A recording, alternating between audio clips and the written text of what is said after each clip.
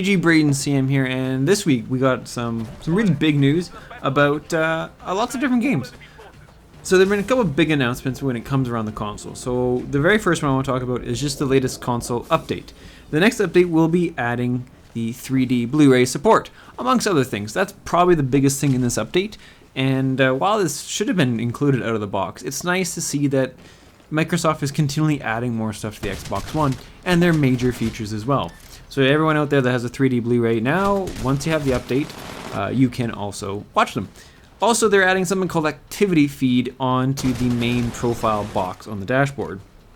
When you access this, basically what you can see is you can see who added you as a friend, who added you, who followed you, just kind of see what people are up to with you. It's neat, it's small, it's subtle icon, so it's not really in the way, and it's a nice touch. The next big thing when it comes to the Xbox One platform itself is this EA Access. Now, if you're unfamiliar with this has kind of been in the news for a while. Basically, it is a subscription, very similar to Netflix. Even pricing is very similar. It's either $5 a month, or you can do $30 a year. And what this does is it gives you access to a vault of Xbox One games. Currently in the beta, there are 4 games: Battlefield 4, FIFA 14, Peggle 2, and Madden NFL 25. So if you purchase this EA Access, you can download these games and play them as much as you want, whenever you want, for that time that you're subscribed. Which is kind of a really cool idea, because $30 a year, even right now, if it's only 4 games, that would normally be what, about over $200 just in games. Even if you bought them used, probably well over 100, maybe even 120, $150. But for $30, you get them. Also, you get a couple other little perks. One of them is Play for Less, which means you save 10% discount on EA digital purchases. This includes Battlefield 4 Premium, FIFA Ultimate Team, Need for Speed, Plants vs. Zombies, Garden Warfare, NBA Live 14, Madden NFL 15, Madden Ultimate Team, all that jazz. And it also includes Play First. What this does is it allows you to download upcoming EA games 5 days before they launch and can play them for a limited time. What this means is you won't be able to sit there on Battlefield 5 on Hardline when it comes out and have this 5-day advantage and just, get up to rank 50 already, sort of thing. No, you'll be limited to how many hours you can play before the launch for everyone else, which makes sense. I like that idea. Plus, you get to play something beforehand. Even Dragon Age and the new Dragon Age Inquisition is on there, which is really cool. Now, some people are not happy with this. They think that this is going to be a money grab. But $30 a year for all of this is pretty good. And then comes the question, well, what happens once you stop playing? Do you still have access to some portion of the game? Now, they have said that you don't need an Xbox Live Gold membership to get EA Access. You only need Xbox Live Gold membership if you want to play multiplayer aspect on those games that are in the vault on EA Access, which makes sense. So to me, that seems like, well, if you stop paying EA Access, you might just completely lose all access to the games. But for $30 a year, it's pretty cheap all around. Now, one cool thing about this is, it's on the Xbox One. Sony has gone out and basically declined having this EA Access program on their platform.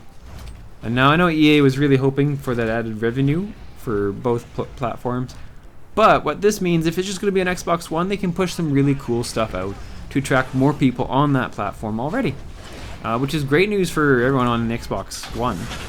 Other Xbox One related news, we got tons, are the August free games for Gold. For Xbox One, we have Crimson Dragon and Strikeout Zero, Director's Cut. Those will be free. Strike Suit Zero on August 1st, and on the Xbox 360, you have Motocross Madness. Will be free up until on August 16th, to the end of the month. Dishonored will also be free, which are they're all right games. They're nothing too fancy. Now some Halo news. I always love Halo news. The Master Collection. The date is approaching very quickly. There's been some leak footage about the menu system. Basically, what it allows you to do is you can highlight specific aspects of a level and play all the levels across Halo 1 through 4 with that. For example, the vehicle levels. You'll be able to play all the vehicle-based levels across all 4 games like it's one campaign mission, which is amazing. I love vehicle gameplay, especially in Halo 3 and Halo 1. Halo 2, I wasn't a big fan of it personally, but that's a pretty cool feature. And they kind of talked about the menu system, the controller layout, bumper jumper. They tweaked the bumper jumper so that you can use it across all 4 games. If you're unfamiliar with the Master Collection, basically it's a remaster. It has Halo Combat Evolved Anniversary, remasters Halo 2, Halo 3, and Halo 4 all been bumped up to 1080p at 60 frames per second. Of course, all of the original engines from all of the games are present. So you're not playing a Halo 4 tweaked engine on Halo 2. It's Halo 2 engine on Halo 2 multiplayer, which for all those fanboys out there is great. Exactly what you wanted to hear. And that is coming out in early November. And it's a good price too. Now the last thing about some Destiny news. Now that the beta's done, I liked it. I know a lot of people were like, oh, well, it's only 1 level per planet. But the levels are really big. But some other cool things that have been talked about are the raids. These things sound pretty intense. The level cap has been confirmed to be 20. However, after 20, you can still basically level up. It's through a different system.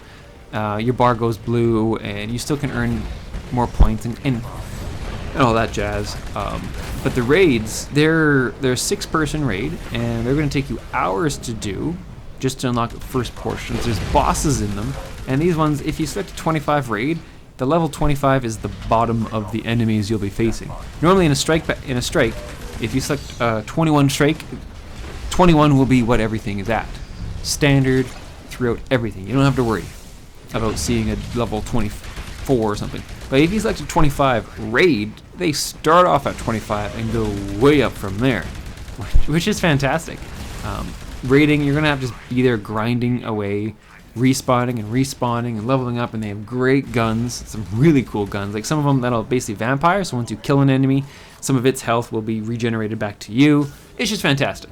But that's everything I want to talk about for the news for this week. Thanks for listening. If you like the movie, like the video, please hit that like button and the subscribe button. Thanks for listening.